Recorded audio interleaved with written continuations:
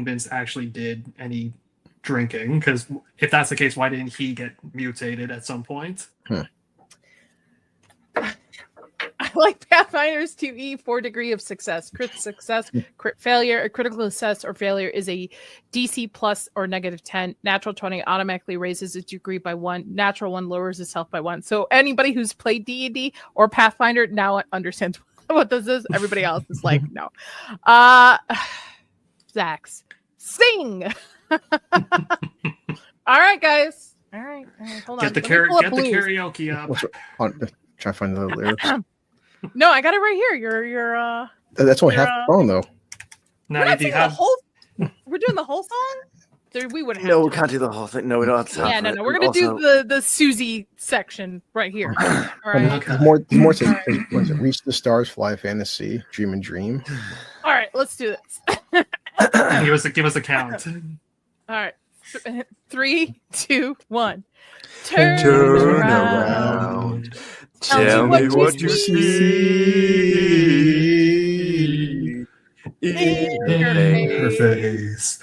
The mirror of your dream.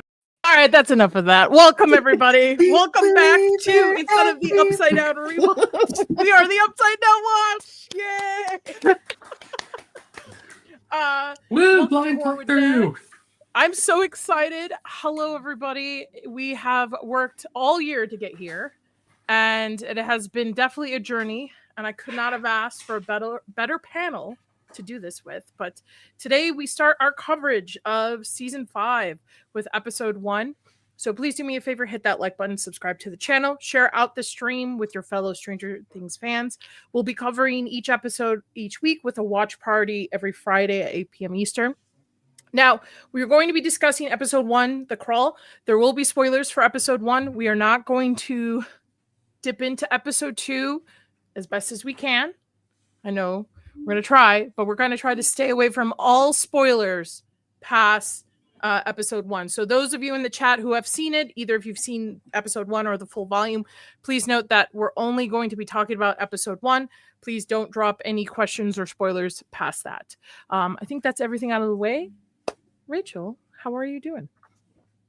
I'm okay. I've been better, but I am thankful to be alive, and I'm thankful for all of you, honestly, to get my mind off of things. So thank you so much. Sketch, how was your Thanksgiving? How are you doing? It was wonderful. We actually, our plan went off pretty much without a hit, cooking for basically 10 people all day. My girlfriend described it as like a marathon, but we got through it in the end. And, wow. And then amidst all of that, I immediately broke my promise that I was going to only do 1 episode a week to stay with the episodes. Yeah, didn't happen. Just kept going. Yeah, in all of our defenses, myself included, considering the discussion like that's going to just hit our algorithms, it is kind of hard to not watch more episodes just to avoid somebody spoiling it.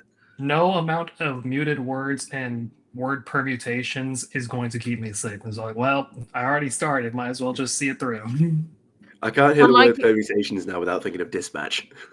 For my excuse, I have a husband that doesn't stream that wanted to watch the entire volume, so I am caught up. But I will do my best to not. If I go off camera, it's just to hide things, so I don't spoil it for you nor the audience. Toonie, how are you doing?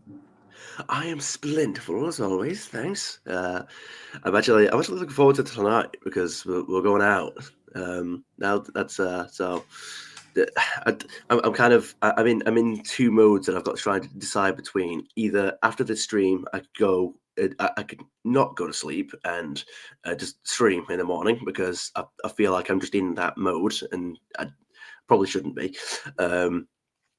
Or I could be a smart person, which easier said than done, and go to sleep so that I'm not tired tonight. But we'll have to play that one by ear. Isn't it 12:30 in the morning there? No, it's 2:00 in the morning. Yeah, it's 2 in the morning. Toonie really likes Stranger Things. That's the best way to put it. Sketch, I noticed your artwork changed out in the back. Yes. Yes. I just noticed that. Ooh, yes, Stranger Things. Nice. And you want to see something cool? I don't know if the camera's going to pick this up, but give me a minute. It Okay. also, not only does it look cool, but Does it Oh, it does it glows glow in the dark. Oh, I don't know. Yeah. I found an 8-foot It's a little hard to Demigorgon see it because animatronic. the sorry, yeah, it's a little hard to see it, but the moon and the moonlight on the ground actually lights up. That's very Okay. cool. I'm thinking about having a GoFundMe so that I can buy a $400 8-foot Demigorgon animatronic. Oh, so basically, you're gonna buy the animatronic that was at the Thanksgiving Day parade yesterday. Yeah, pretty much. I would like to just to put him like behind here somewhere, hanging out so with me. okay, so I'm coming to Las Vegas to decorate for Halloween. Then, okay, got it.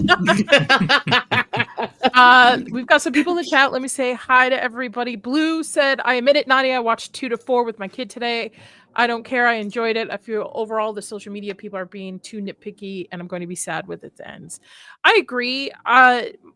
Not spoiling anything again, not spoiling, but I feel I was talking about this backstage. The Duffer Brothers said, going into this, don't overthink it. Really don't overthink it. And I think it's true to it. And that's not a bad thing. They are playing it pretty safe, but it comes off to me that we're not going to get players marked off the board. It just feels like that. Who knows? I feel like that sentence. I feel like that statement was geared more towards like everyone who loves doing the fan theories. Mm-hmm. Like I feel some people are probably gonna try to find ways to make, now that it's out, they're gonna find ways to make it fit into like whatever theory they had. So What's up, Rio? I see you. I hate the fact that YouTube has switched this over to instead of your actual names. What's up, Alex? YouTube didn't tell me this was happening. Well, thank you for being here. Vecna is turned into a chicken. I mean, it looks so much like it. 100 Buns, I've seen it, so good. That's the I've real only seen ending. episode 1, but my memory is iffy. The whole thing is a Bugs Bunny cartoon. What is everybody's like initial overview thoughts on the episode? Rachel, I'll start with, or you know what, episode or volume, at least of what you've seen so far of the series. Let's go with that because we'll talk about this episode particularly at the end. For episode 1, I think they were like, okay, we want you to know, like, Will's the focus. 11 may have her powers, but really the story is Will. And I was watching the episode once, and then I watched it again with you. And I think I told you this last night. I was like, I want to know why that boy was chosen. Like, I want to know if it's a bloodline thing. I was talking with Josh. I was like, do you think they're like somehow the same bloodline? Or do you think it's just like I couldn't even figure out what was going on. But the second thing I was like, oh, nice. We've got a Harry Horcrux situation going on here. I was like, I am never not going to think of Harry and Horcruxes if any other sort of story tells of a piece of being part of another, like where you can see through and have like some sort of imagery and things like that. I'm always going to think of like Horcruxes, Harry Potter, but yeah, I thought it was a good start, a very strong start for a first episode. And just want to know what's up with Will. Sketch. yeah, I thought it was pretty solid. I'm thinking back about how like the Duffers said that this is going to draw very heavily from season 2. Just this first episode alone, yeah, I see it. I see what they're talking about. Like right down to like the little Netflix stinger at the beginning feels very reminiscent of like a season 2 theme. Yeah. Toonie? Yeah, I enjoyed it so far. I haven't overthought what hasn't happened yet because it's only the first episode. I will say that it wasn't anything like groundbreaking. It didn't blow me away. But it being the first episode, it's kicked off the season. It's not nothing's on fire exactly, but we'll I haven't like shut down from the season. It's just a pilot episode for now. It's stuff's moving along. Sets up the next episode, which then sets up the next. So it's not. We'll get into the specifics of episode 1 shortly, I'm sure. But it's right now nothing real to say about the episode. It's just episode 1 so far. Nothing groundbreaking. It's just how I would say it. Now, I've seen the entire volume, and I will say, without, and again, spoiling, I'm going to be very, I don't know, just like as much as possible for it. I do like a lot of pacing for it. I like the fact that we're definitely dropped in on what Crawl 32, I think, versus Crawl 1 or prior to it. I actually like that we don't have to see the setup of why these characters have these code words, why they're all together, they all seem to have bonded through the 18 months between season 4 and season 5. I will also say, if you do want spoilers, look into the play. The play definitely adds some interesting perspective on Vecna himself that changes a lot of my views and a lot of what I think his motivations are. So I'm not going to say what it is because I want you to go look yourself if you want those spoilers, or if you want to wait till season 5's over and then go back and check it out. But yeah, the play, I think it's called what's it called? It's like the Shadow Figure or Shadow Monster or something to that extent. The one that's on Broadway First right Shadow now. or something like First that. Shadow. Is that it? Is that actually it? I think it is. Yeah. I think it is. And it tells it gives you a little bit more background into Vecna, who he is, how he became to be. It also, you're back in time and you meet a lot of these characters' parents and stuff like that. So it's pretty interesting. But I would say I've seen a lot of the criticism online, and to be honest, I think sometimes people just look for problems, right? This show's been going on for 10 years. If you are a fan of Stranger Things and you've been watching all of the seasons, the good and the bad, you're going to enjoy season 5 for what it is, right? I think they're playing it pretty safe, but I'm hoping in volume 2, maybe they'll take a little bit more bigger swings. But to set up this season, I think they've done a really good job at it. I will say, though, they are leaning a little heavy on the 80s references a little bit more so than I would like. And I think that's a critique. That's an issue they had in season 3, in my opinion, for it. But yeah, overall, I think this is a good start to season 5 with The Crawl. Now, I can't validate any of this because, were you going to say something at the end? Oh, I just wanted to say hi to Sammy. I see him popped in. The Duffer Brothers said at least 85 times recently, Will is the focus of the show. They really showed this in the episode. I want to get to, sorry. Love it. Rock and Robin. Yep. I will say I do kind of like the relationship Robin and Will have going forward. And that's it. Say on that. But yeah, sorry. Go ahead, Toonie. So I was just going to say, I mean, I can't exactly validate this because I didn't grow up in the 80s, but sorry to remind everyone, I know. But I think people have pointed out that a couple of the references don't quite math right in season 5, right? Like I think I can't remember what the actual 80s references are, but I think people have mentioned that it's like some of the characters have access to things that either weren't that way in the 80s or weren't actually out in that year. Oh, bloody heck, really? Dude. Well, the season Stranger Things kind of paints the 80s with rose-tinted glasses, right? And I mean, the 80s have always kind of been painted to that in media because of, to be honest, the 80s is probably where movies and films kind of peaked, in my opinion, probably, right? Or leading to early 2000s. I mean, 90s. That need to have a strong case for them. It would probably help if All I the actually action remember the films, examples I'm talking about. Mm-hmm. Well, in this episode, strong poltergeist references at the end of this episode, in my opinion, strong poltergeist references. But all right, let's get into it. How about that? Let me add it to the stage, and then just so the audience knows what's going on, is that normally I have a slides. Unfortunately, there are not a lot of visuals right now since the episode just released yesterday. So I will have the episode playing in the background here. You'll see it.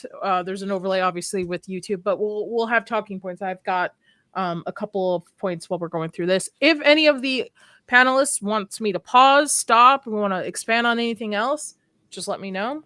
And then let me get chat up on the corner too. Perfect. There we go. Okay. All right. So let's talk about The Crawl. So the Crawl opens up with the 5 minutes that we saw during the premiere of Will's ordeal in the Upside Down. His point of view, his perspective, and this is in a sense kind of retconning because Vecna was never supposed to exist in Stranger Things in season 1. So this is just kind of going backwards, which I think they do a pretty good job. But it establishes that Vecna has always been there and has always, in a sense, had his sights on Will. The floor is open, ladies and I mean, gentlemen. I don't know if I call it a retcon because I don't know if it necessarily like changed anything. It's more so just filled in some of the gaps that were left behind. Fair, Yeah. that's fair. When I think retcon, I think that it like changes like the order of like how like certain events played out. Whereas like this feels more like it's just trying to add into them a little bit more.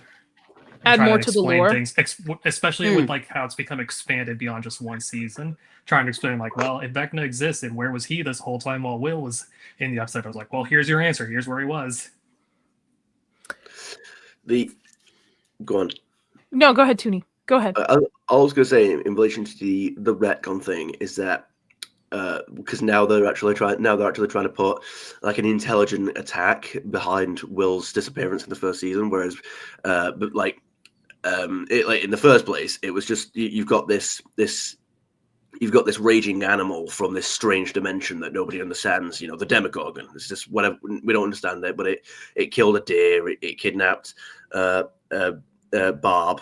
It's an animal, it thinks like an animal, and it fears what animals fear, and it kidnapped Will, but in season 5 now they're trying to establish that it was actually there was actually intelligence behind the attack because Vecna had targeted him specifically, and the Demogorgon didn't just leave him alive by chance. It captured him because it was under instruction to capture him through a hive mind. So that's what I'll say in regards to it being a retcon, because that like now they actually are trying to put intelligence behind a targeted attack rather than just a random animal attack from a different dimension. Yeah. Alex says, I also think it explains a question we've had for a long time, which is why did the Demogorgon immediately took out Barb in the pool, but instead dragged Will somewhere else? I was actually about to make that exact point, but yeah, that's been a thing on everyone's mind since the very beginning. Yeah. I will also say what I like about this. This basically sets the tone that the rest of the season Demogorgons are going to be very front and center, whereas like they really took a pretty hefty backseat the last 3 seasons. No, they're here now.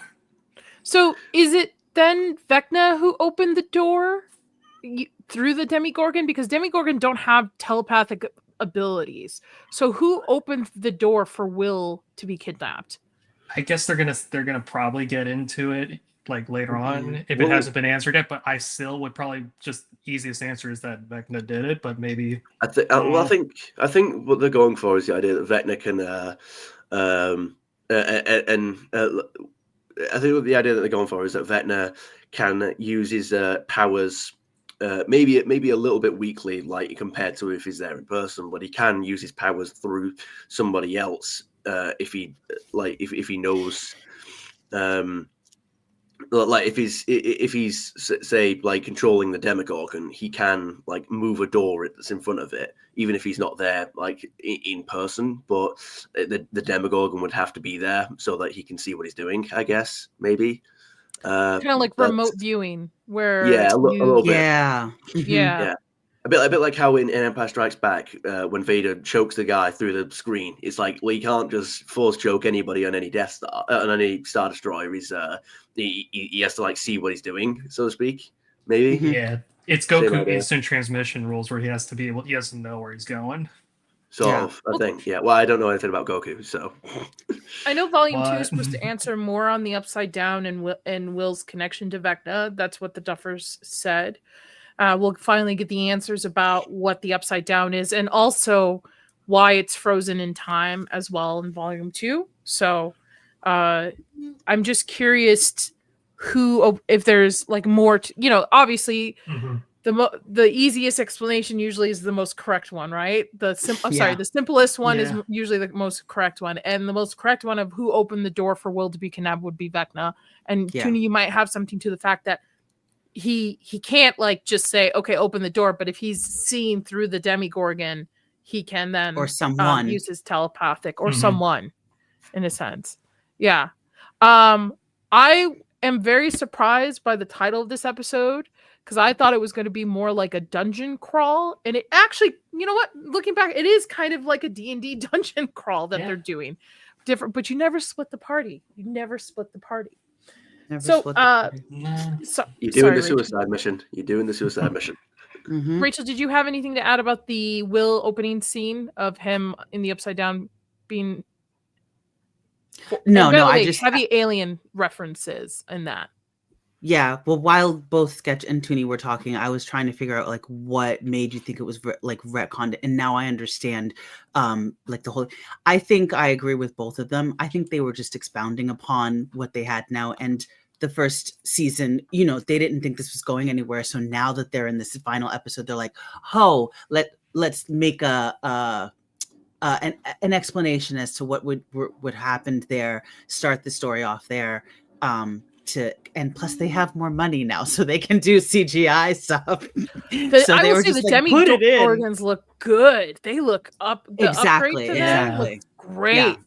And what better way to have like an explanation and have a crisp, nice looking CGI explanation? I'd put it in two. I'd be like, it's just 5 minutes. Oh, by the way, this scene is a crime. My husband's like, this is a crime. How does the man of the house ask you to Doesn't get pass his bacon. and you hand, it's not even that. How do you hand him an empty plate of bacon? Yeah. It did The have one person piece. asking for bacon. It did Had have like one one piece. tiny Had little like one tiny piece.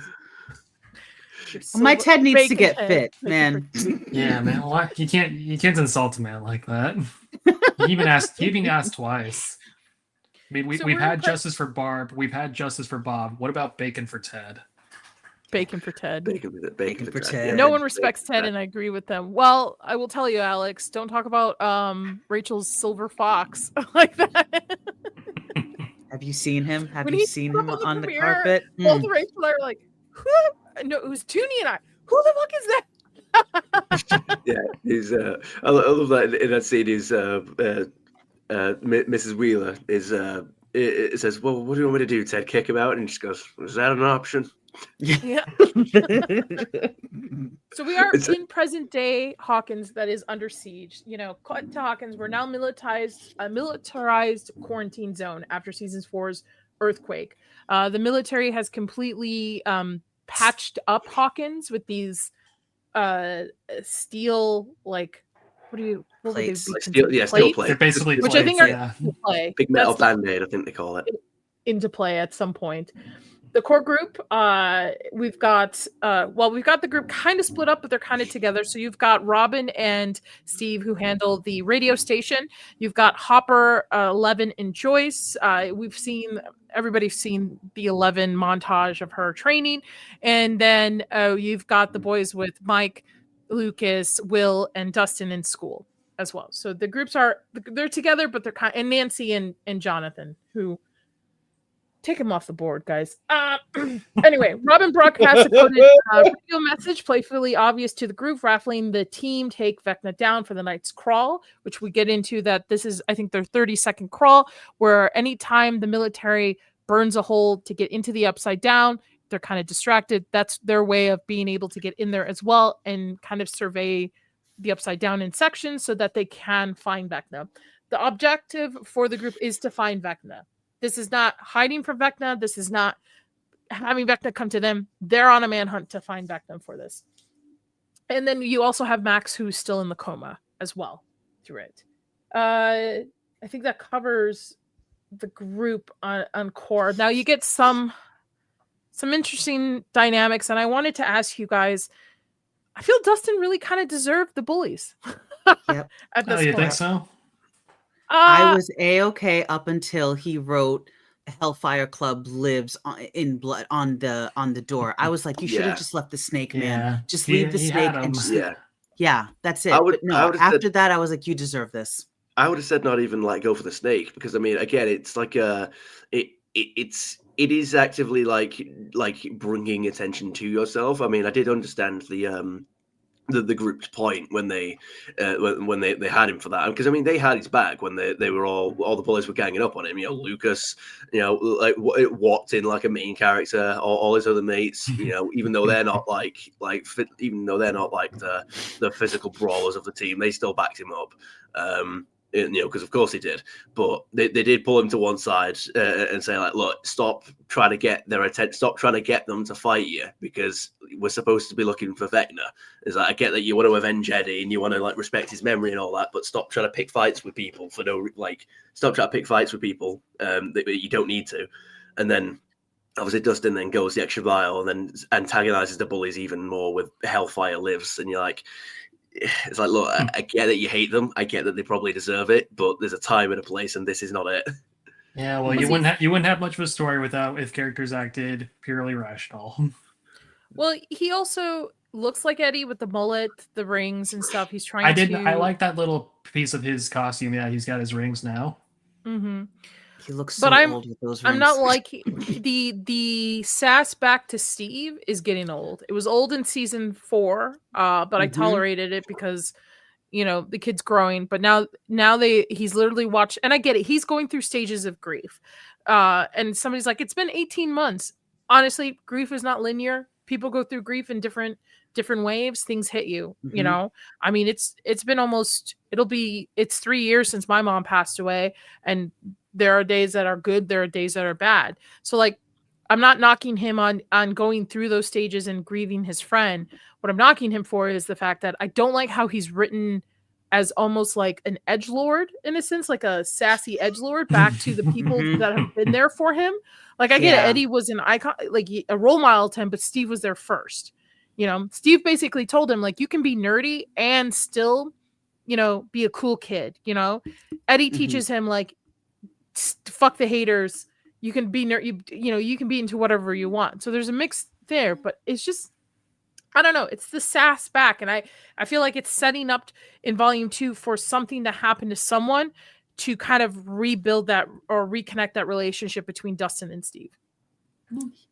Yeah, and we don't know exactly whether or not for those 18 months he had to suppress the feelings. Like, maybe they started doing all of this stuff, learning how to crawl, learning how to do the coding, learning how to do this, and he didn't have time to maybe think about Eddie and mourn. And now 18 months later, we're seeing some of the cracks start to show, or maybe he's been like this for 18 months. Like, it'll be interesting to see if we get that backstory information. I would almost say maybe it's like a cabin fever. 18 months without any results is starting to get to him. That too. Yeah, because he does say later on in this episode he would like to see Vecna's heart on a platter, but he knows he won't be the one to do it. But who knows? Maybe that's foreshadowing. Yeah. I must say, I do love the dialogue in this scene. The way Lucas addresses the bullies is like, remember that time my sister kicked you in the balls so hard that you limped for a week? He goes, I'll kick them so hard they'll pop like water balloons. I was like, oh man. But he is antagonizing. I mean, he's wearing the shirt and stuff. People are still giving him looks. It's still 1987. There's still the satanic panic. Plus, the whole town is on quarantine, right? So people are nervous. People are definitely nervous throughout this. And I'm not saying he shouldn't be himself, but I'm with Rachel. It's a step too far. Like, the ass beating that he got, no, I think he deserved it in a lot of ways.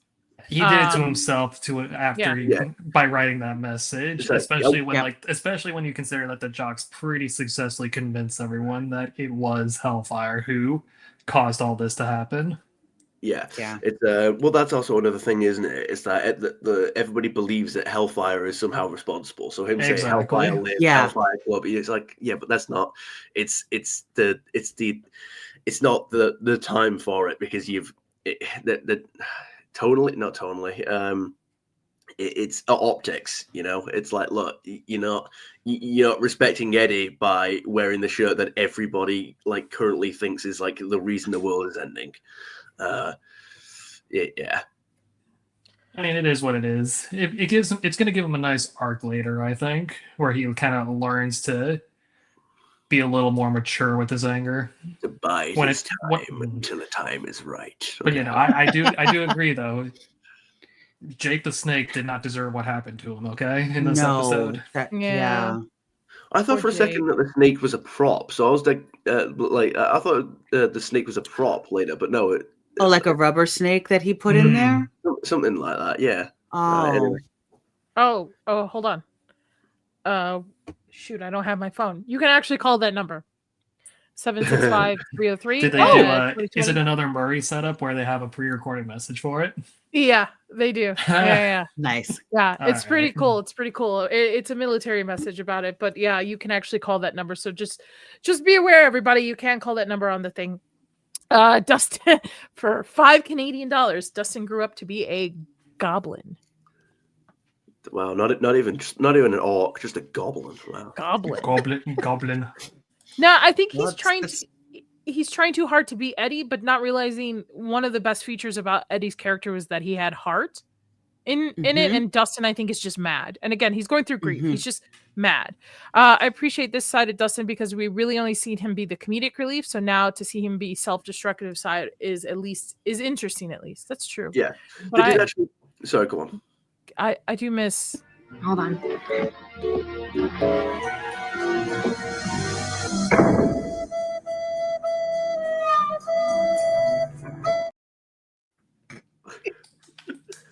It's brilliant. It's brilliant. What were you gonna say, Maybe in an Peter? alternate reality, she did say yes, and he grew up differently. Yeah, he grew up with all of his teeth. The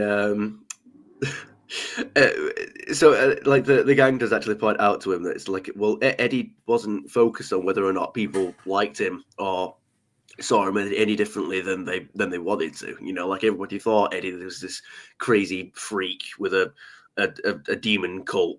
You know, it's like, but he didn't care because all that he really cared about was his Hellfire Club. He cared about playing D&D and giving people a place to play the game that they enjoyed. He wasn't fussed about the jocks and all those other guys. Whereas Dustin very much clearly does. He is making a statement. He is making a point. He is trying to get attention to himself. And I think that's the group do pull him for that. I agree. Yeah. Mhm. Zax, he's working on his way to Gollum. He is. Yeah, he's got a mullet. He'd have to get rid of the mullet and then get all skinny and 1 second. Do I have to be right on the money before you guys just trust me? Jesus Christ, this kid's got to get his ego in check. It's his tone, right? I know. It's always the tone. tone. By the way, I'm 100% Eddie's going to be back. Not saying spoiling for volume 1, but Eddie's definitely coming back. Nadia's bingo card success depends on it. Dude, I have my bingo card right in front of me too. I was looking at it. I was like, wait, nothing? Oh, I'm losing this bingo. Oh, we're gonna at the end we're gonna look at what we filled out for the Deadpool and see if any of our predictions so far have come true. So we get the beat up scene and we transition to a chase scene, which Netflix, you spent all this money, you could at least have had somewhat of a double looking like her throughout it, because it was very clear within like 2 shots that this was two separate scenes being spliced together. They were better. When our episode 8 at 2 hours in and Eddie still hasn't shown back up.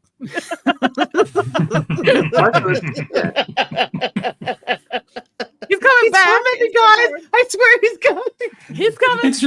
It's Homer Simpson with the rose. It's just a little airborne. It's still good. It's still good. It's gone down. You know what? I know. can't wait. We're So watching. look, We've been watching the volume. Chris is like, "What is that, Eddie?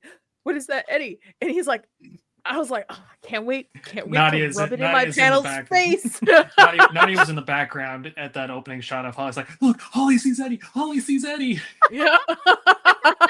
It's Eddie's ghost. You're gonna protect her, I swear. She's a cleric. She's a cleric. Cleric can speak. She's to a cleric. Yep. Yeah. I thought she was seeing. My first guess, honestly, was Bob, because I was so like naive to think, oh, there's someone here that's helping her. Oh, okay. But that's episode 2. That's episode 2. We'll get into it next week. I don't want to spoil it for anybody who has not seen past episode 1. I'm gonna withhold all comments on that that moment until for the future. There's too much. Go ahead. Sorry. So when I was watching this scene, I thought that it actually was all part of the course, and that Hopper had maybe gotten some like ex-military friends to like help her trade or something like that. I didn't know where I was going to get the helicopter from, but like my first thought watching the scene was that like they're not actually trying to like track and kill her, but they're sort of using like BB pellets or something like that, or like they're like trying to help her train by emulating being chased, and then obviously it was real. No, it's just splicing two different scenes together. One being a fake that's trying to that's trying to lead them astray away. That being said, who are these people that are getting themselves arrested with fake signings? I believe they they passively said she was a tweaker, like a drug. Yeah. Drug. I was just wondering. druggie. I was just trying to wonder how did Hopper and Al convince all the local burnouts to do this for Yeah. them? And I how don't they think fi- they convinced to chase them. I think that burnout was like just burning out. Like, and it could also be somebody who's trying to escape the quarantine, right? Because they're not allowing anybody out. I don't think it was Hopper paying that tweaker to run it. I think it's just But a coincidence. wasn't it trying to convince you that this person had the same like get up and attire that Elle was wearing in her that's what I training mean. montage? I think they were True. just chasing who would match her description of like female, this high, brown colored hair. I don't think it's based off the clothing appearance, because they would have probably had them dressed similar to how she was dressed anyway. I mean, she really doesn't change the outfit entirely throughout this entire season. So I think it was just a coincidence. Like it's just to show that the military is looking for her, and they're covering their tracks by checking every possible sighting of her. Also, remember, prior to that scene, we get the wanted poster in the school. So what if somebody called and said, I see a woman running in my backyard through the woods, this tall hair, and they're going to go check it out too. Yeah. Hmm. I mean, I guess at that point, I'm just wondering, like, it's been 18 months. How many druggies are left in this quarantine? Alex, I'm gonna get a little D&D nerd on you. Will is actually a wizard / sorcerer. Actually, Mike makes a point to say that he's probably better off as a sorcerer, I think, at some point. So Holly's a cleric, and Clerics are Will the healers, wizard. right? Yeah, wizard, sorcerer kind of thing. Just the way that he describes it to him. I think he does this in this episode when they're on their way to the crawl and splitting up. So It's great having no idea what the distinctions are. All you need to know is that wizards acquire their talent through books, knowledge, kind of academic sources. Sorcerers are just like naturally gifted. Yeah. Cool. And then clerics That's are cool. Okay. And then clerics are kind of like not quite church, like they're like between Are they they're like both? paladins. Like, a do they little have bit. to do book and they have special powers? But then or... they also get their magic from like a divine power, like paladins. Oh, okay. Okay. There's Some of also them like are, subclasses like nature. illusionists too as well. This game sounds cool. It's a lot of fun. It's fun. A really good reference to it, probably for modern day, like if you want to watch something, is probably the Critical Role animation. First season of Vox Machina is particularly very good. Yeah. I've never seen them play the Mighty Nine, and we started watching that last night because they just released the animation for it. And Vox Machina is cool because they're all playing heroic characters. Mighty Nine, they're all playing edgelords. It's a little obnoxious. They're all edgelords with strikingly European accents now. Yes, and they're all trying to out edgelord each other from it. So it's a little bit of darker story. Chris told me because he listened to it when they initially were playing it. But yeah, that's a good introduction. Or you can honestly go back and watch them play it. I think they've moved everything over to YouTube after they split with Geek and Sundry. So, I wanted to talk about this. This little macho contest between Steve and Yes. Jonathan. Yeah. I wrote a note here, and I wrote literally, wait a second, does Jonathan have actual charisma now? Look at him trying to macho up to King Steve of all people. It's quite obvious, and it's cringy, and it's awkward feeling. Yeah. Having these two, because I like Steve.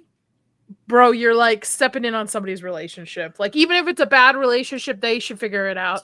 And Nancy's the one that actually should be putting her foot down on this stuff. She likes the attention. She likes that they're fighting over her. Yep. Makes me bedroomized. Yep. Yep. I like it. It feels very like old school rom-com. It does. You got the two guys vying for for the pretty girl's attention. It feels old-fashioned. I like it. Mini Nia, nope. We are only going to be talking about episode 1 today, so please don't give any spoilers past episode 1. We're going to be doing weekly coverage of each episode, with watch parties on the Thursday prior for each episode. So I would appreciate, please don't spoil it, because some of us have not seen the entire volume. Thank you. And I appreciate you here. But if you got thoughts about episode 1, please drop them in. Steve is a 1,000 less interesting when they make his storyline about love triangle. I 100% agree with you, Alex. Yes. Mhm. I 100% agree with you. This whole back Loses forth. all his Love Murray. charisma, loses, yep. Everything. And I don't, I honestly, I don't know if it's Steve like trying to break up anything or really just a overprotection, caring kind of thing. I mean, I know he's probably skating a fine line, and Nancy's not doing any help by like every time she's like near her, she's like, oh my God, he touched me. And like Jonathan sees it, and I'm just like, okay, all right, well, that's how you act. So what are boppers? I've never seen this. I have no idea what these are. Why did Are they bring like them back? And why did they bring back Gatorade in glass bottles back? Good question. Where'd Yeah, my it would've glass been bottle at? Yeah, Where'd my Snapple bottle at? exactly. I like Gatorade, man. You guys lost the market. Could have marketed it, could have done it. But yeah, now they're discussing the fact that the military is doing a burn, what they call as a burn, which we'll see later, where they burn in, and then we discover something about the military in this episode.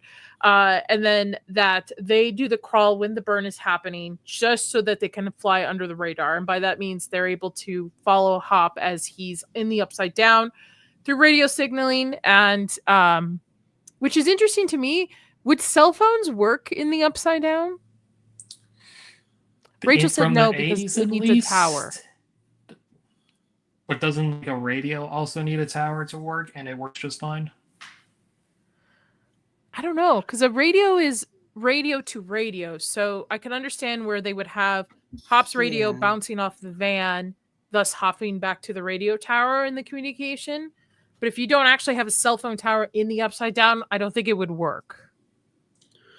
Yeah, they are. I don't know if they've got the entire thing worked out, but they are kind of trying to make like their own science with the Upside Down. You know, like because it's an alternate dimension that's alongside ours. So they're trying to say that, like, well, if you're driving alongside, because that's what they do in this episode, isn't it? Is that if you're driving alongside in the real world, the same place that someone's driving in the Upside Down, you can sort of like match their signal, they track their signal and then bounce it to the cell tower. That's sort of what they're going for. Yeah. We don't have alternate dimensions in the real world, so we can't really decide whether or not it would be possible that I know of, at least. So just go with it, I suppose, for now. Yeah. Wasn't Hopper also able to just communicate directly through the walkie-talkies back to everyone in Hawkins while he was in there? Or did he not have a walkie-talkie? I don't remember if he did. Yeah. Which scene are you talking about? Is it this season? This episode when he's like hitching a ride in the back of the military van? Did he not have a walkie that whole time? Because they had to give him one. Yeah, they had to give him one so they could signal he could hop on safely without being noticed. So he had one in there the whole time. I think it's just that because Joyce hears the Demogorgon attack in it. But aren't they following along? Isn't that when they're following along in the van in the real world? So the van is following Hopper in the truck on the Upside Down, and then when the truck stops, so did the van. So his radio signal could still hit the van's tower or whatever antenna, which then antennas back to the radio station, so they're able to still communicate. I think we're focusing a lot on this. Yeah. I'm sorry, I kind of threw everybody off with the question of the cell phones. it's a strange mechanic, but you know, it's not like we haven't seen electrical interference be a thing that the Upside Down and its inhabitants can cause before. So I'm just gonna let it slide. Yeah. How do we feel about the crawl? How do we feel about that? We're kind of dropped into it. This is not their first one. I really appreciate it. we I like we didn't waste any time. Yeah, do wonder if we're going to they're get. focused and they're organized, focused. They know what they're doing. They have a code set up. Go ahead, Toonie. Yeah, I was gonna say, I do wonder if we're gonna get maybe like a flashback or a discussion somewhere in one of these episodes that like sort of shows us what the first crawl was like, maybe the first 2 or 3. But I mean, yeah, because it's the thing with like the character, like the actors are aging, so they've got a sort of match with they've got to sort of like plan ahead with the story. Like, okay, this is where the story is taking place.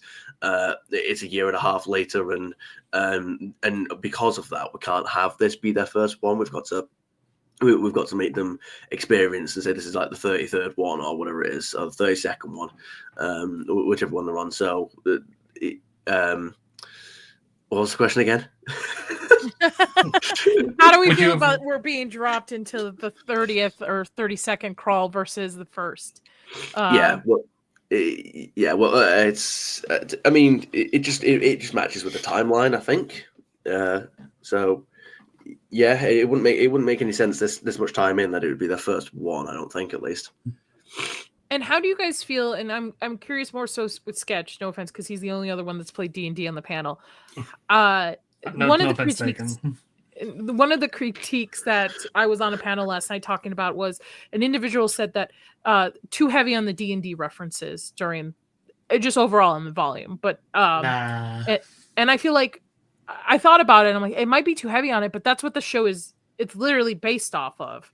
You know, the Duffer Brothers. This is the stuff that they grew up with in the 80s, and I feel like you have to kind of full circle it back to the first season, where the first season opens with the kids playing D&D.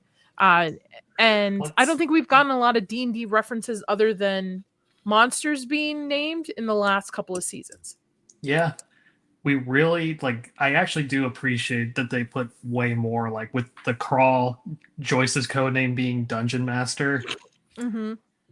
And then I think it'll pop in later, but when he's talking to Holly, he specifically mentions Dimension Door, and in my mind, like, oh, Dimension Door, that's like what that's what the burns are. It's the military casting Dimension Door. And I was really disappointed when I looked it up, and the spell component for Dimension Door back then didn't say you need fire to activate it. I I was like, so close. Does 5e though? Does 5e or just the original? I didn't get that far into a look. It was just what the AI summary said, but it's like, that's so close. But this is very much like a dungeon crawl. They're all in, and they all play interesting party positions, right? And I know they're split up, and normally you shouldn't split up the party, but in this case, it works for it because they have to have people manning each section, the radio station, the van, the upside down, to make sure that it's successful, that Hopper comes back alive. Mhm. In season 4, Yeah. Erica is the one who defeats Vecna in a game. I wonder if that type of foreshadowing, maybe she will be big help or maybe not. You can't spell America without Erica. Go ahead, Rachel. If there was heavy D&D, I didn't notice, even though I didn't play the game. And I think that factors into the whole, like, being interesting. If you don't know it, like you watch this episode 1, 2, however many times, look it up. And then that just brings you into, a new hobby or a new interest or anything like that. And then on top of that, you get to understand what they were talking about in the TV show. So if it was too heavy on D&D, I think they did that on purpose. I think that's good. And I think that, it will get people to look up what they meant. What is a dimension door? What are they talking about? A crit hit? What's a Vecna? That's how I know Eddie's coming back, because he's coming back as a vampire lord that supports that. Oh boy. Oh dear. He was eaten by bats. He was bitten by a bat. Thus he's going to become a boy. vampire. I think it's Kos. By the way, what's the episode that I can't pronounce the name to save the life of me? Kamazotz? Which we thought was which is I think a D&D reference, but it's actually for now that I watched this volume. No spoilers to it, but it's you see the wrinkle in time. It's the planet in Wrinkle in Time. I was about to say. Oh, okay. Yeah. They book has been mentioned that referenced, one yeah. too. They mentioned that too. It's like they go that's a new one they really like in this volume. I like Erica, but I feel the show has set up Elle or Will or both of them to be the one to take out Vecna. So do you know how Is it, you know how Rachel mentioned like the Harry Potter Horcruxes? Do you reckon Elle is going to have to fight and kill Will to stop Vecna? Oh. Oh, Toonie. Oh. Ooh. Man. Write that down. Write that down. Where have Write you it down. been? Oh, that's you working. Ugh. Working and sleeping. This is what your Now- brain has, your delicious brain. I like Holly. I like the actress who plays her. She played the reason she was casted was the Duffer Brothers saw her in Evil Dead Rises. She was a little girl in it. Oh, I actually like her a lot. She's very sweet. Like she comes off as a very sweet character. However, I don't think she's the right age. Which is interesting because I feel like because they recasted Holly. This is not the same actress who played the little kid Holly throughout the rest of the series. So I feel like you Yeah. could have casted somebody maybe a little bit more because you're out of luck with the lead cast. You could have at least recasted Holly to maybe be the right age for it. But I do like her storyline and that it almost mirrors Will's, right, in season 1 a little bit. Well, did as you we point that progress. out? Did you point that out? Don't they? Is it in this episode? No, never mind. No. Yeah. By the way, that woman right there, the teacher, is actually the Duffer Brothers drama teacher from high school. Really? They casted her Oh, in it. that's so Yeah. cool. Isn't that That's cool? awesome. Yeah. Who do we think is Mr. What's in that? Now, again, if you've seen it, guys, in the chat, please do not say we're not doing spoilers for it. Some of us have not seen past episode 1. If you've seen, wait, have we all seen past episode? Never mind. Let's move on. Everyone Yeah. in the has, yeah. Yeah. All right, wait, quick. Here, hold on. For chat's sake, everyone just go around and say up to which episode have you seen? I've seen We've 2 the entire episodes. volume. 3. Okay. 2. Yeah, so Two. everyone Yeah. on this 4. panel is already like seeing Yeah. it. So I wrote like, can I just say what I wrote in my notes when I was watching it live? Yes. Mm. I wrote, Mr. Whatsit is totally Henry, isn't he? I wrote it in there. I'm just like, oh, that's Henry. It's Which, got by it. the way, later in this episode, when Will is talking to Holly, when Mike is talking to Holly, out of all the shit that Mike has gone through the entire past years, you would think he would be honest with his little sister or be like, who's this Mr. What's It Not? What does he look like? What is his name? Thank you. Like, Yeah. Thank you you. know? Yeah. Thank Well, you. it's funny you say because that comes up, that'll be a discussion point for the next episode. Yeah. Yeah. Because he will literally go on to say something along those lines. I will say because I won't get into the detail of episode 2 for obvious reasons, but I think that this mystery would have worked better if they didn't show us the teacher's POV of Mr. Whatsit not being there. If they'd shown, yes. if they'd Yeah, shown Holly that's a like good speaking to point. somebody, Yeah. and then she returned to the teacher like before we saw that nobody was actually there, then it would have worked like a little better. But when we could literally see her talking to thin air, you're like, okay, so whoever this imaginary friend is, they're drawing attention to the mystery. You know what I mean? Rather than it being like a subtle mystery in the background.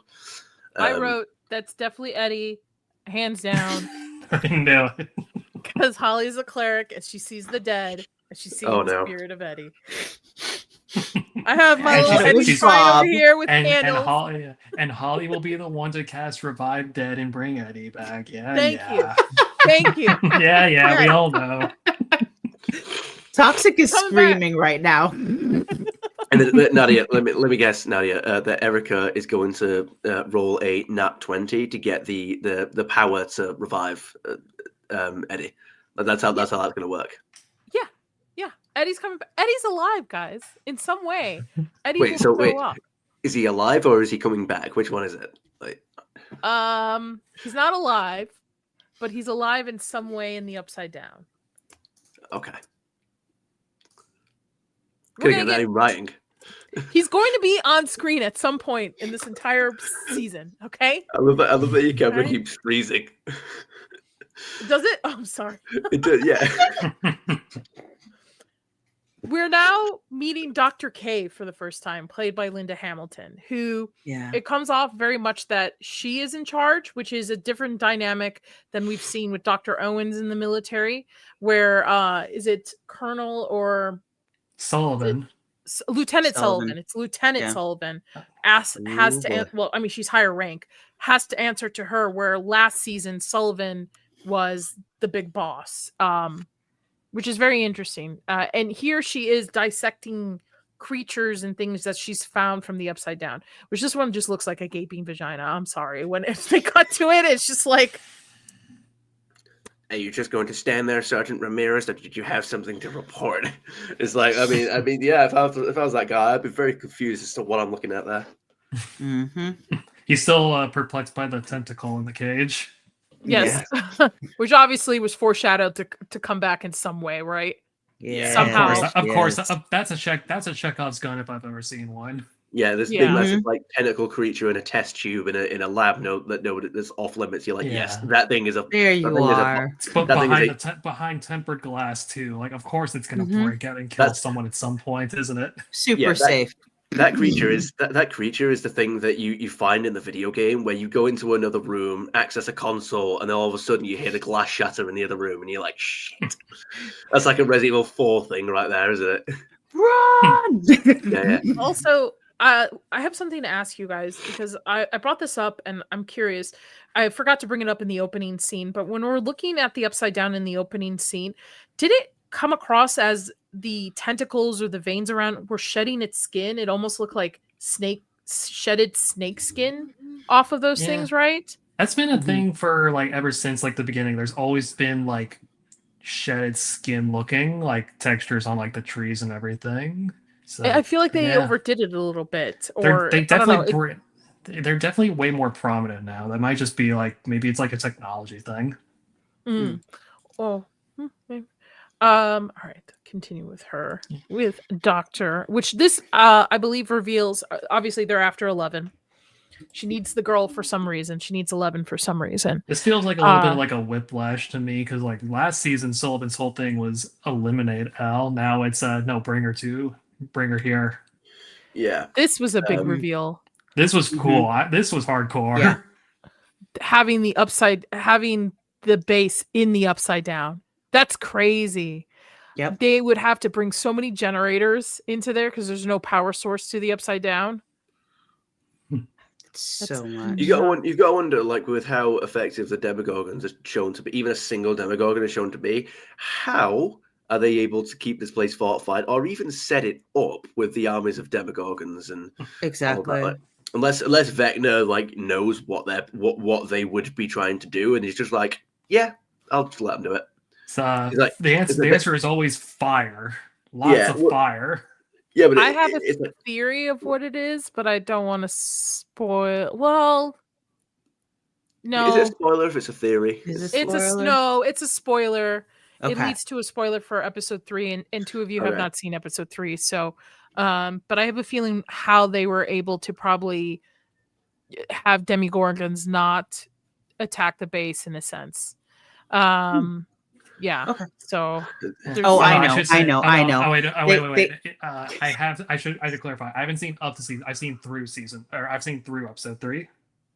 You've seen episode 3, and there's a particular gadget that's revealed in episode 3, and I think that's probably what's utilized. To, that makes sense. Push them. Toonie, I don't not have them. I don't know if they have them overseas, but I know exactly what they're talking about. They have these commercials where you can plug in this little sound that makes bugs go away. It's like a little frequency sound. Rachel says it. Yeah. Admonish commercials.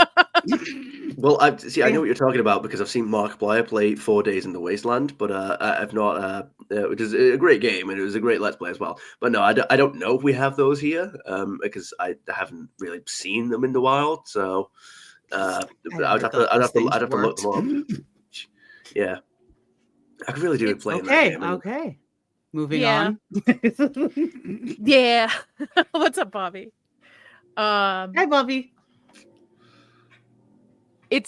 So I think we'll get to it in episode 3.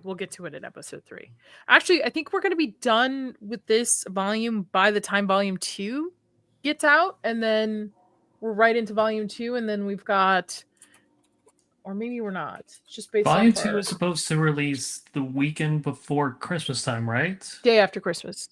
Okay, and then Christmas Day. Day after Christmas. And then the finale after is both of 'em. New Year's. We are I'm done pretty with sure- this volume on the 19th of our Yeah, so we coverage should for be- it. And we then should be done right before We're Volume right on 2 time. starts then, yeah. yeah, and then volume 2 will be done on the 9th, and then we will be talking about the finale on the 16th, which will give everybody kind of time to watch it and catch up onto it and stuff. We're watching the finale on my birthday on the 15th. Yay! Which, come on, Netflix, release those tickets already for it. I need it. I need it. I need it. Now, I feel like Hop is on a suicide mission just in general, right? Like he thinks which by the way, I like the back to macho military Hop. I'm down with it. Mhm. However, his relationship with Levin I have always liked, but now having the background of like Billy Bob putting that complaint in about bullying from him, it kind of sours it a little bit on like I have to like, oh, wait a minute, he bullied this kid. I know. So all these smiles are fake and forced. Yeah, they're acting. but he's stating here to Joyce, like, hey, she's not ready. Well, she is. She's hit the time that he wanted her to hit. He just won't tell her. And it's mostly because he's going through trauma as well, right? He's got PTSD of losing his daughter. He doesn't want to lose another daughter. So he just wants to make sure that she's safe up until the point that she's absolutely 100% needed. And he thinks, at this point, I've got enough guns and ammo and stuff that she's not going to be needed. And he also has a fall safe where he straps dynamite to himself. Yeah. The complaint was confirmed to be fake, I'm pretty sure. Oh, okay, that's good. All right, then Yeah. that'll heal my inner Hopper and It had it came from a very unreliable outlet, and the only like corroborating evidence came from his ex-wife. Not exactly the strongest oh yeah, the strongest case to be made. I got one thing in this episode that I saw, and maybe I'm just crazy here. They're walking through the shed here. Anyone else notice in the background it looks like there's a green screen in one of these rooms that they forgot to composite out? Did they? I didn't notice. I didn't notice that. Did you see that No. too? Hold on. No, I'll have to go back and watch it. It's okay. again. I have screenshots. Hold on a minute. Hold on. Okay. Let My me God, DM we've you. watched Let me this DM twice too. you. Yeah. Let me DM you these two shots, and you tell me if I'm just tripping here, okay? Okay. All right. Hold on. But I will take a say look. while I'm doing it, I appreciate that they're using the tunnels from season 2 to get around. Mm-hmm. But we haven't had a consequences of breathing in all that stuff yet. True. Toonie Yeah. prefers Boston cream honey buns. I don't know what those are. I don't even get what that's like a reference to, or what. Wait, like where that even comes from? Because I don't know what are Boston cream honey buns? Is that like Here a we sex go. thing or? I know what a Boston cream donut is because that used to be my favorite donut. Yeah. And I know Okay. what a honey bun is because that's a different type of donut. I've never. Right. Okay. Then In- that's probably what that is. Then that's probably what he's saying. I mean, Give it a second because the X is loading for me. Yeah. I'm Stupid from X Boston. encrypted messages now. I don't hate do that. I hate the chat feature for X. I hate it. I hate it with a passion. Oh. It's awful. It's so bad. And my husband's like, it's the same as DMs. No, it's not. No, it's not. This upgrade is quite horrible. Give me hold on. My I'm computer gonna have to look this up. it won't load them. Oh really? That is that's lovely. profile pic. Did you want to share? Did you want to add it to the? Did you want to share your screen? It's your. Let me put them up here real quick. That is- Okay, yeah, because they won't open up for me. Daddy's profile pic just absolutely suits the discussion about encrypted messages. He's just This- sat there like, it's not a great choice. Yeah. They're actually delicious. Yeah. Bobby was telling us all about his Thanksgiving yesterday and all the desserts and stuff. I don't even want to see food for a week at this point. Let's see. Oh, is that what it is? Oh, if I Mhm. Oh, son. I have to be Mhm. gluten free because I have I celiac. remember seeing those now. I was like, Boston cream honey bun. I was like, oh, I remember these. Donuts. Yeah, Are Let's try this. Here we go. okay. You see that? Am I crazy, or is that a green screen? Yeah, Oh, it could be green screen, or it could be just the lighting hitting in the walls because the walls are white. Whatever Mm, light they have. that don't inside, look but that yeah. that don't look like lighting to me. Yeah. Oh, you're right. You're 100% right, Sketch, because that's probably there's a green like this is probably a sound stage. So Oh, Yeah. that's so funny. Mm, Oh no. mm. It is going to be as Oh, bad crap. as Game of Thrones because now we're Oh, getting coffee no. cups. I'm glad. Yeah, that was Oh, literally no. the first thing that I No. thought too when I saw. I'm like, oh, that's so 34, is this- Oh no! That marker was Oh. 34-35. I gotta go watch that episode again and find marker Yeah. 34-35 before they change it. They're gonna scrub it. I was gonna say, grab your screenshots and hold on to them because I guarantee keep that in mind. See if it changes later. I see the second one. If I look out the window, can I see like a skyscraper in the background or something like that? Like they're not even actually in Hawkins. Like, I don't know. Now, Hopper and Joyce have never seen Vecna. They didn't face up. They because remember last season they were in Russia. The closest thing was the Demogorgon and the Demo Dogs. Yeah. Yeah. So the idea that like how will he know to avoid Vecna if he didn't even know what he looks like? But I mean, I suppose because they know that he's supposed to be this human demon thing, don't they? So I suppose if it looks like it belongs in the Upside Down and they haven't seen it before, he's probably not gonna get too close. He knows that it's human-ish in form, so he's. I mean, it'd be like, yeah, if you're trying to. It's like if you're playing a video game and you're told, right, if you find Vecna, don't go near him. And then you just see this like weird floating guy attached to a massive tentacle tree. You'd be like, I ain't going near him just in case that's the guy they told me to avoid. I do appreciate that Hopper was like, fuck that. I'm not squaring up to that. I appreciate Yeah. the sense of just like do not engage.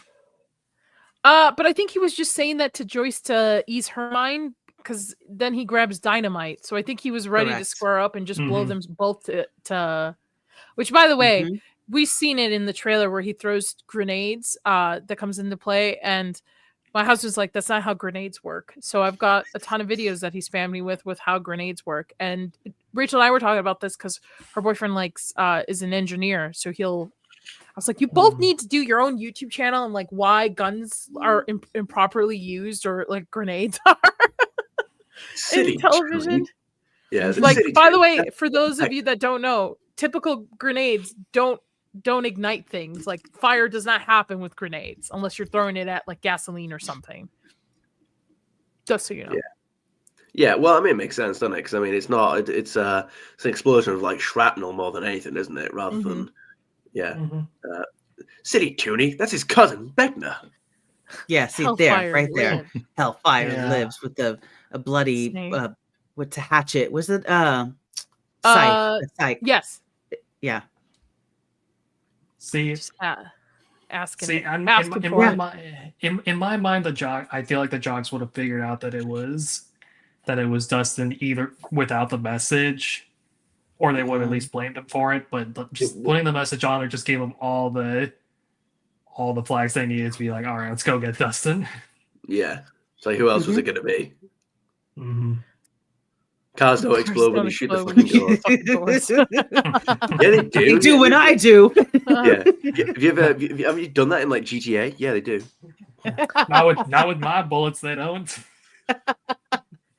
This is a You just very touching moment between the two of them, between Yes. Holly and Mike. Touching, Yes. but I was not happy with the gaslighting. I know there's protection, but at the Yeah. same time, you know what you're up against. Like, do not turn to this child and say, "There's no such thing as monsters." I was like, "What?" Yeah. I Also, would've- why aren't you split looping in that your back. parents either? Because you have the backup of Joyce and Hopper that could back you up on what's been said and seen. And also on top of everybody's seen that Hawkins was split into like four sections with what happened with the last season. Yeah. So like I feel and to me, Karen has always sensed something was going on with the kids. So like why aren't you at least looping her in on like there's Yeah. monsters and things? Right? Yeah.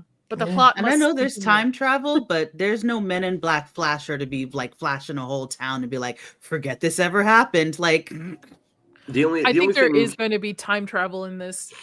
I just have just an inkling feeling on it just by things being and I just Well, you know pissed. what? There better be, You know. because my bingo card has a lot of Time time travel. traveling references, and I'm just like, I better win.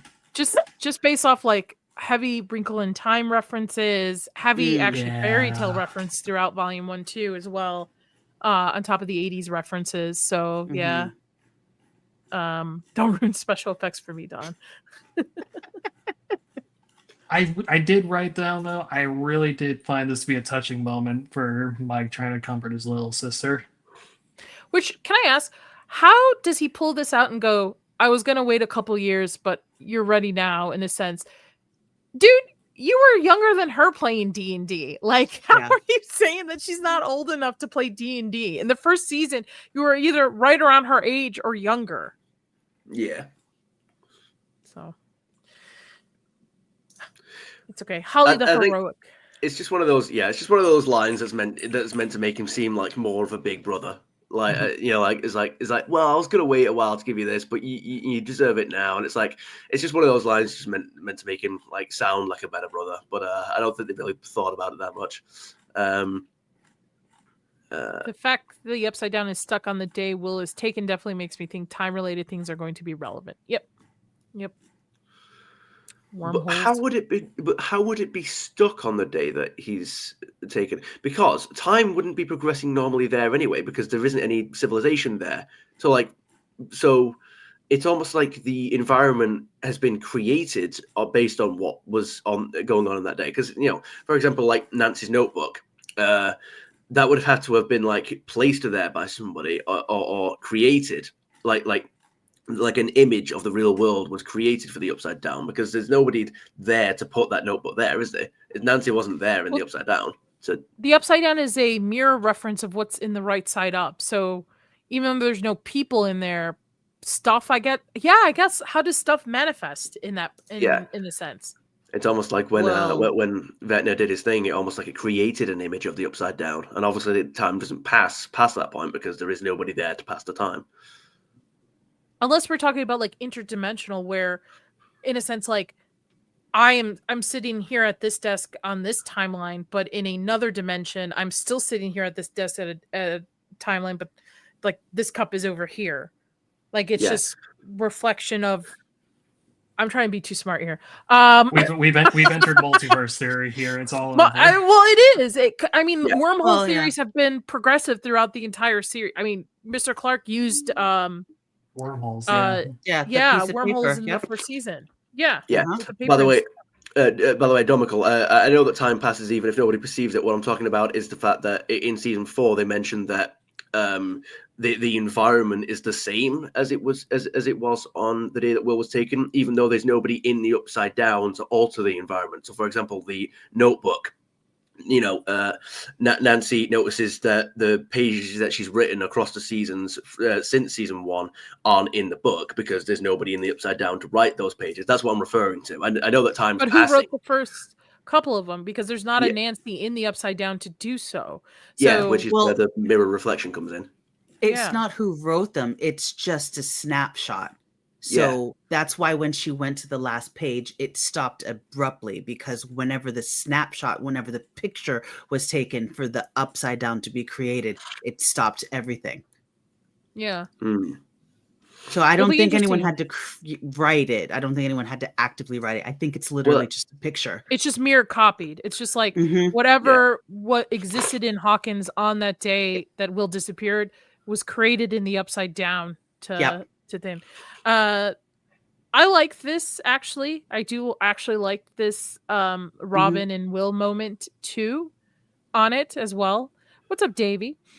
And then go ahead. Sorry, I was going to say, Alex today actually points out something interesting as well. The Upside Down, when Vecna first gets there, and how it looks when Will is there, are very, very different. But it's also different from where Vecna is in the Upside Down. As in, like, when he goes into the Upside Down, it's not a mirror reflection of the area that he entered it from, like the science facility that he was in. So that's not there. So it's almost like when he first entered the Upside Down, it wasn't a reflection of anything at that time. So the I had reflection to of cover our my face world was... because we're going to get answers to that in volume 1. Okay. Because there's the upside down, and then there's something else, and then there's the right side up. So there's a reason why it doesn't look like the upside down. And that's all I'm gonna say. And Alex knows better because he's seen the entire volume. Alex. He's baiting us. He's asking for the question. Yeah, Well, no, no, I mean it's a great thank question, God and I Blue is not appreciate- here. I Honestly, appreciate thank he's not God Blue is ruining not here. things. Blue was just asking her everything to try and ruin it. I was just like, you got to be joking me. I was like, Blue, come on, man. He's like, Blue. I adore Blue's Blue. Blue's the type of guy to ask her like, so like, who do you think Mr. Watson is? It's like, I think Well, it's very basically said hard that. But So I by the way, if you're subscribed to Gooch's channel, don't watch Late Night yesterday, because that's where Andy and I and like we went into spoiler territory for the volume. okay. So just Noted. note that, just going in, you will get some kind of spoiler territory for it. I actually have no clue what Nadia is talking about. I was thinking about episode 4 times 9. Yeah. Oh yeah, Fine. he's talking about the Finale. scene. He's talking about when like Vecna's monologue about how he got yeeted through the hole after but the you've murder seen at volume Collab. 1, Alex. Listen, It's we can. By that point, it's established that there's some weird, funky mechanics going on with the Upside Down's creation. I will say though, like one of my favorite stories of all time comes from a video game, Metroid Prime 2 Echoes. They have a whole dark world gets created because a meteor strikes the planet. It splits it in half with all of its sheer energy. So there's been funkier explanations given. Lady Loth, the spider drow queen, is probably behind everything. I know what you're talking about, Bobby. I got you. Maybe I'm blanking on something. I binged everything at once, so I might have forgotten. We'll get there. I think it's either episode 3 or 4. I can't remember. So we will get there. Here's Dustin getting the shit beaten out of him. I'm surprised this kid.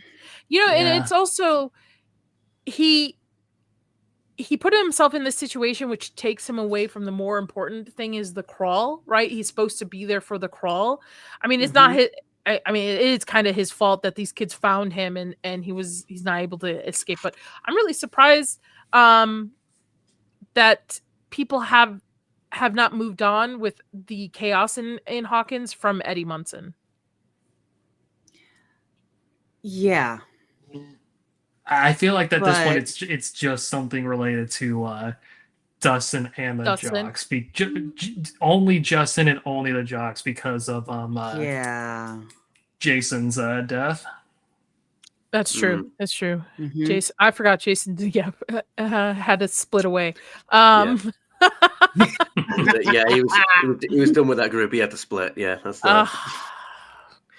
and we get this touching moment between Elle and Mike talking about Dustin, and then Mike references that in D&D, how he plays the campaign as a DM, Dungeon Master, is that once the campaign over, the party cannot return back to their original village. So much has happened, so they kind of go off and live happily ever after somewhere else. And Elle is like, is that something that could happen for us? And he's like, yeah.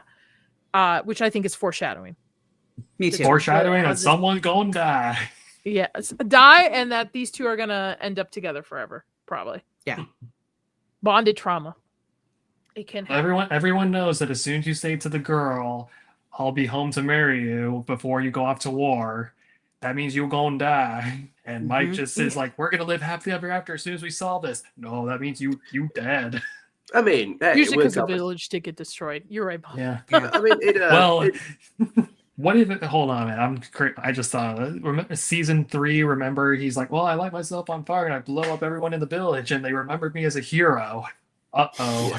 Well, I mean, hey, it all worked out well for Samwise Gamgee. Like he said that he was going to marry Rosie, and then he went home and married Rosie. It's true. Yeah, It's true. there you go. Yeah. I don't see they're going to kill off anybody, to be honest. I really don't think so. Wow. Even just based off this first episode, just the way it is. It's very, again, I'm enjoying it because I'm a huge fan of the IP. I am a Dungeons and Dragons player. I love this kind of stuff. But, and I like that we, in a sense, grew up with these kids, similar to Harry Potter, where I read Harry Potter, grew up with the kids with the movies and stuff. But yeah, It's just they're playing it way too safe in my opinion so far with episode 1. Like, what if they knocked somebody off the board during this episode? I was half expecting someone to get knocked off the board, to be Me honest. too. I was like, someone's going. They're gonna do it. They're gonna do us proud, and just like Game of Thrones is episode 1. Yeah, do it No. like Infinity War, like the first scene we kill like 3 characters. You're like, Yeah. Do a Walking Dead, old school Walking Dead. You have a major death, beginning, middle, and end. yeah. Mhm. Yep. Yep. Can you imagine major death first episode and then Like everyone we will be as the talking about audience? Yeah, we Yeah. would all have to, in a sense, grieve together, but we have to watch these characters not only grieve but push forward because Yeah. Mhm. it's not over yet. They have to, in a sense, save their village, right? Save Hawkins, Yeah. save their friends. Yeah, True. would it work if Jonathan was killed though, or would it just be like, all I mean, right, Steve okay, should have now just thrown him off that radio tower. tower, but yeah, accidentally tripped. Oh, sorry. I don't like Jonathan. I don't like Jonathan. If him and Nancy get a happy ending, I'll be super pissed. yes, I Just know. like I don't like Steve- Jonathan at all. if Steve Not at all. sacrifices himself for Jonathan and Nancy, I swear to God. If they give Listen, Jonathan, if they Yeah. give him Steve six little Steve Juniors. Ooh. But here's the it's- thing. Looking back, something to point out too, and I forgot we didn't even mention this. When we watched season 1, at the end of season 1, when he's given the camera from Nancy, I've always, for some reason, I don't know why, it's just always occurred to me it's Nancy who bought it. No, it's Steve who bought the camera. Steve was the one who replaced that camera for him. Yeah. And he was a pervert in season 1. I would have broke Yeah. his camera too, taking photos and stuff. Yeah, Jonathan just needs to go. And it would have been an easy, like, I feel like Jonathan is a safe option to knock off the board for the main cast. Yeah. Yeah. Yeah. I hope he goes. Okay. Sorry. Dustin, can you manufacture another issue with that radio tower? Yeah. I don't like him. I think he's a useless character. I've always said it. He's a great older brother, but that's about it. That's about No, it. I love the idea that I love the idea that like Dustin says right, there's an issue with the radio tower. We need to go up there, and then Steve just like puts his hand on Dustin's shoulder. He's like, "No, this is something I have to do myself." Dustin's just there like Steve, what the like? It's a radio tower. There's nothing complicated about it. It's like no, it is. It's great. I love how Will was ready to help, and Joyce was like, "Nope, not this son. Let's use the one I like less."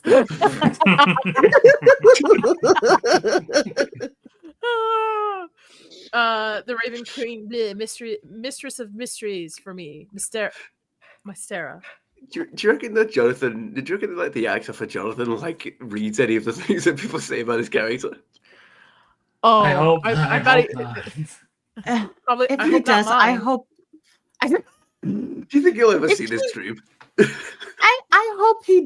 I hope he knows that we're just talking about the character and Yes, how the weak character. character. Yeah. Like I hope he understands that. Like Instead of Charlie, hopefully he but I've doesn't like read his it. character either. Yeah, Although we I are- will say, there's a part of me that hopes he sees everything and talk about his character, but behind the scenes, like, because he's obviously shot it and read it, he's just been there like, don't, you just wait. You He's just like- wait. I he's become just like- president. he's like, must not post on social media, must not say it. Just wait. It I reminds hope me. you guys are ready to. I hope you guys are ready for like my showdown with Vecna. You're like, He's yeah, I like- know, right? One of my friends met Robert Pattinson once, and she said to him, "I liked you better in Harry Potter," and he goes, "Yeah, me too." Which reminds me of like if you would approach Charlie on because I think he's been in the New Mutants, and that's about it that I can think of. From Was I like he you- in that? I believe he was in the New Mutants. With I don't know. Arya Stark? Not familiar with it. I was gonna say it's like, yeah, I liked you in Star Wars. I wasn't in that. Yeah, I Arya know. Stark was in that one, and Yeah, Charlie Heaton. Yep, he played Sam. Oh, wow. Okay. I didn't watch it. I didn't watch it either. I haven't seen it. It kind of got thrown to the side Yeah, it did. of it. Here Oh, is yeah. Copper peeping through a Radio Shack. Oof. I brought back Justice memories. for Bob. Yeah. See, this is what we mean about like there's a lot of like season 2 riddled throughout this one. You got the tunnels, you got the Radio Shack. Well, Duffer It's Brothers all- said there's 2 episodes Yeah. in season 2 and 2 episodes in season 4 that you should watch if you just wanted to, like, a quick recap of important aspects of the story leading Mhm. into season 5. I mean, I can see what they're talking about just from this one, all the little set pieces. Mm-hmm. Snipers chew gum. But do you think they bit off more they could chew with? So to me, and granted, I think there's a lot of good things in season 3, but I know a lot of people fell off after season 3, so they didn't like it. And season 4 brought people back in because I think season 4 took a lot of big swings, right? That just worked for them. It just worked. It just brought the audience back. Do you think they're trying to imitate that with season 5 so far? Because I don't feel that way. I feel No. after watching the entire volume, I still think season 4 is better so far, in my opinion. Not like this is bad. I'm enjoying myself, but I still think I like season 4 so far more. I think this is trying to take the lessons they learned from season 4 and apply them to more of like a continuation, almost like season 2 was trying to do. Mm-hmm. You know? Whereas I think they figured out like the elements that worked with their season 4, and now it's just a matter of they're just trying to keep it going, which isn't necessarily bad. This is the burning that the military does. They burn a hole through the to the upside down, and this is how they've built their base, which is in the Library of Hawkins, which is the pinpoint of where in the last season everything kind of broke into, and where they have it guarded off as well. Which again, that's another season 2 element they brought back is the burners. Mm-hmm. That's true. Yeah, that's a good point. They brought back that whole mechanic. Fire's the only again. Vote for me, 2028. Every citizen will get a flamethrower. Because what if the upside down ever happens and Gorgons do truly happen? It's not going to be bullets. Not going to be guns. It might slow him down. It's not going to kill him. So flamethrowers, fire, burn it. Because Lord knows, even though we've got a sword in the house, I am not strong or close enough. Going to get close enough to to slice its head off. No, flamethrower right here. Thank you. There is it's no spoilers, but there is a scene in the last episode of this volume that Chris turned to me and goes, "That's why you're not getting a flamethrower." Oh no! So just so you're aware. Nope, you're not getting one Who's now. Hasselhoff barefoot? I don't know. Bobby is just dropping D&D mixed. Oh, okay. Between D&D stuff and other stuff, I'm just like, Rachel's gonna pull a season 4 Hopper. I wish. Maybe I might. I'm going to be getting back into the gym. So can I get a visualization for what that looks like? I don't know if I understand. Well, so it's so it's season it's that scene from season 4 Hopper, but with Rachel's face. That's Yes. basically it. All right, Grok. Or one of those stills from Halloween night.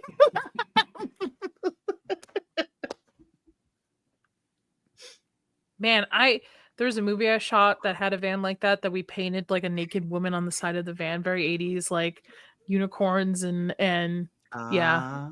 I love this shot, this transition shot. I wrote down that note that this was another one of those. We're back, baby. We're back to this shot was awesome. That was awesome. Transition from the green marker to the van overshot. That was great. I love that. And then we've got both Steve and now Jonathan, because Dustin's MIA, taking over the van. What? Look him up. I swear you love him. He's a kinder. Okay, I'll look him up. Bobby, I have a question for you. You've been in my chat for pretty much every single Stranger Things coverage, right, for us. Have you seen any of the show? Or are you just vicariously living through us about the show? I'm just curious. I enjoy having you in the chat. You're awesome, but I'm just curious. Yes. Okay. Oh, okay. I'm just kidding. No.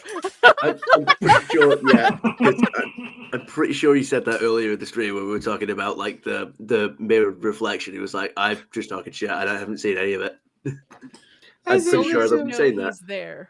11 things that Hopper's in trouble. Sorry, Toonie. Didn't mean to interrupt. No, that's it. It's just I'm done. Okay. It's just supporting. So the crawl was going as normal. And by the way, they set it up that this area that they're doing the crawl in is just like, we really don't think we're going to find Vecna in there, but we've got to clear it out. We're taking it one step at a time. And so for it to stop, and then we get Will. Now Will's new ability is that he can see through demigorgons. Demovision. He's got Yeah. vision watching the demigorgon tear these military people apart as Hopper's trying to figure out what's the next best move. Yeah, Rachel mentioned Harry Potter. This is just textbook Harry Potter when he sees through the snake. Yeah. Yeah. Exactly. This kid should I have mean, busted his skull open too, because he falls onto the cement floor in the radio station. Yeah, I thought that. I was like, no, he's looking to be alive. Yeah. Yeah, he'll walk it off. He's fine. He's got plot armor. Mm-hmm. Yeah. A lot of plot armor in this. Who knows? We'll see. Maybe somebody's coming back. Maybe somebody dies. I don't know. I've only seen the entire volume. We'll find out. Is anyone else expecting more from the Demovision than what it actually ended up being? Like, the drone shot is cool and all, but like I expected more than just like a fisheye lens with some distortion effects around it. Like I was expecting like almost like Predator vision. Yeah. But does it have eyes or just one eye? That's the other question I had. Is like, where are the eyes on this thing? Where does Yeah, I it think that's what's it like, is seeing it through through? its, like, They think it's through its Well, it could also just be that it has like heightened, like Daredevil, like it has heightened like smell and hearing and all that kind of stuff. I mean, maybe, but when like it covers, the like, visuals when of it, the when it visuals of make it closes look in, normal. When it closes in, like when it closes its leaves around its head is the best way I can explain it. It still can see. So what is it seeing through? Yeah. That's why I say like Predator vision would probably have made like more sense. It's like heat seeking or like X-ray almost, something or a like that. bat. Infrared. Yeah. Or even just like the Daredevil type thing where it can smell and hear, like echolocate it. Yeah. Now, while he's seeing it, he's able to see that these demigorgons are on their way to the Wheeler house, and they are going after Karen, Holly, and unfortunately Ted too. Well, maybe fortunately. And Nancy and 11 are on their way there now. And we are kind of left with this, which, by the way, this is very 80s motif, like horror, gremlins, critters, like storytelling here. But the only thing I saw was The Exorcist. Not The Exorcist, the Poltergeist. Poltergeist. A lot of Poltergeist references in here. In this and leading into episode 2 as well. I just wrote down my notes when that shot at Mr. Wheelhouse. I just wrote, "God damn it, Ted! You could have missed the whole the one time you needed to be in the lazy chair." Now, the one thing that Chris pointed out, which I agreed with him, is how did Nancy learn how to shoot guns?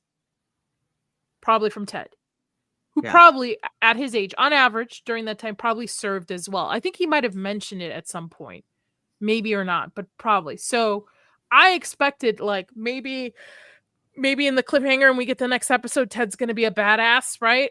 With a bat or something. Finally, like do something, protect his family. Well, here's the lights flickering. And for a kid, she's pretty calm about this stuff. Yeah, well, earlier in the episode, Mike tells her monsters aren't real. She dead eyes him and says, "I don't believe you." That's why I think like she's already prepared. Like she's just like her mom, where she's had the sense something's been going on and now it's come to fruition. And I think she's got a little bit more resolve with her than anyone might know. This is great. Yeah, this is crazy. Again, it's very Poltergeist, man. It just... And I mean, just looking like a flower, it's just like a flower stem and then it opened. I don't know. Maybe there's slits that we can't see that they use for their eyes above, like when it's closed. Who knows? But I don't know. Alex said Holly has seen a bunch of strange things in previous seasons, which is funny to me. She knows more about the supernatural than her parents. Yeah, Yeah. rope Yes. in at least Karen at this point. In It's season season 3, she's the one- one. she- Oh no, wait. Which one was she in the Ferris wheel and she was the one season that 3. saw? Season Thank 3. you. Season 3. Yeah. Yeah. Well, guys, we're here. We're finally here. Final thoughts on the episode. Rachel, I'm gonna let you start. Oh, very good opening episode. Really enjoyed seeing all the characters again. I really enjoyed the time jumping into like them being established, focused, know what they're doing on a mission. And I like that they are focusing more, or at least I hope they are going to focus more on Will's connection as opposed to 11, because we've seen what 11 can do in practically 4 seasons. So now I want to know what this is all about. So I'm excited to see where this is going. Yeah, well, it's also like again mentioned the Harry Potter references, the Horcrux thing, the seeing through the eyes of the snake, and then seeing through the eyes of Vecna when he's doing his business. Also, Harry Potter is with the legitimacy and all that kind of stuff is that he sees through Voldemort's eyes. So I think the inspiration is very, very obvious at this point. Yes. Yeah, but is he going to? He's going to be the one to kill Vecna, isn't he? I'm pulling up our Deadpool 2. We'll look at that after we get through final thoughts as well. Sketch, final thoughts on the episode. I thought it was overall a very solid pilot. I think I'm in agreement with Nadia on this one. The season 4 first episode was much better than this one, but that's just because it kind of just like what went balls to the walls just immediately. I will say what I like about this one is it does throw you like right in the middle of it. And rather than have everyone kind of starting at separate places, the whole party is already together. So there's no like everyone's off doing their own little piece of the mystery. And I appreciate the fact that for once they're all just like focused on one objective this time. Mm-hmm. I agree. Yep. Tooney, what about you? Yeah, in relation to season 4's episode being first episode being better than this one, it is also worth mentioning that season 4 was sort of trying to return to the horror roots of them, like being stalked by one sort of demon. Whereas this one is definitely going for. Do you like with the escalation in the Resident Evil games how it gets more action packed as the games go on? In season 5 it's definitely going to be like less horror and more action oriented because they're preparing for the final battle. Like I said at the beginning, this episode wasn't like anything groundbreaking. It didn't shake the foundations of the show or anything like that. But it's the crawl. It's episode 1. It's the pilot. So I'm reserving judgment for the season as a whole going forward. There's nothing offensive in it. It wasn't anything too bad. Again, in relation to the mystery of Mr. What's It, as we'll get into next week with the next episode more specifically, but I do think that it was a very poor way of handling the mystery. It was very obvious, and it doesn't work as a mystery because it draws too much attention to the fact that there is a mystery rather than just letting the audience question it. Like again, if Holly had sort of if we'd seen Holly like talking to somebody, and then she goes back to the teacher and then say, "Who are you talking to?" and it's like it's nobody or something like that. It would have been better because then we wouldn't really have any reason to think that she wasn't talking to anybody. It's just like your run-of-the-mill imaginary friend, or not even that. It's just maybe she was just talking to somebody who was real. But anyway, I've waffled on for too long now. Anyway, so You're fine. I think it's a interesting start to this volume. I think they're playing a little safe, like I've said. I agree with Alex. He said Mike and Will did more in this episode than they've done in the past 2 seasons. So yes, the California crew kind of was put on the back burner. It was mostly focused on 11. I also like the balance of the episode that we're getting maybe a little bit less 11, more the primary Hawkins group, which I like more so.